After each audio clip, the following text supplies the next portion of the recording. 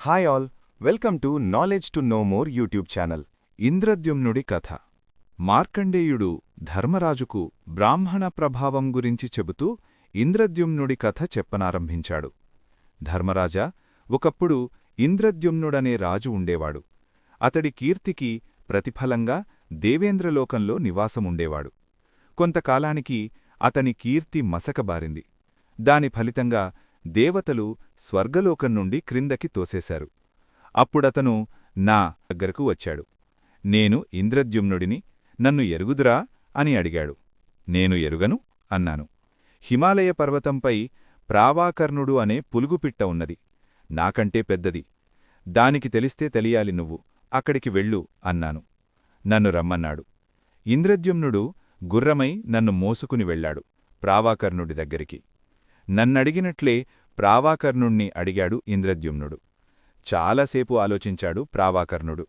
నిన్ను నేను ఎరుగను అన్నాడు చివరికి.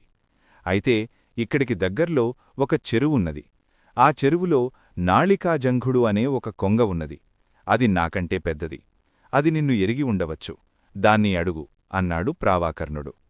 నన్ను ప్రావాకర్ణుణ్ణి తీసుకుని ఇంద్రద్యుమ్నుడు నాళికాజంఘునుడద్దకు వెళ్లాడు. మా ఇద్దరిలాగానే నిన్ను ఎరుగను, కాని ఈ చెరువులో నాకంటే పెద్దది యుగంధరుడనే ఒక తాబేలున్నది.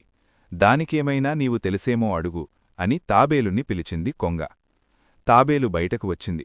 అయ్యా, నేను ఇంద్రద్యుమ్నుడనే రాజును, ఎంతో పుణ్యం చేసినవాడిని.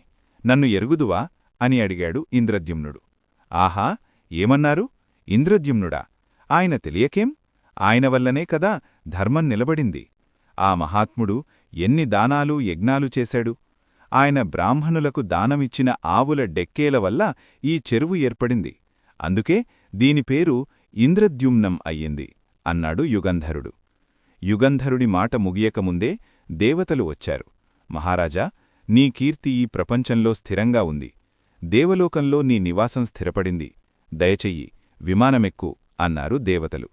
మార్కండేయుణ్ణి పులుగుపిట్టని వారి వారి ప్రదేశంలో వదిలి ఇంద్రలోకం వెళ్లాడు ఇంద్రద్యుమ్నుడు. మార్కండేయుడు చెప్పగా ఈ కథ విని ధర్మరాజు ఆశ్చర్యపోయాడు. ఈ కంటెంట్ మీకు నచ్చినట్టయితే లైక్ చేయండి, కామెంట్ చేయండి, మీ బంధుమిత్రులకు షేర్ చేయండి.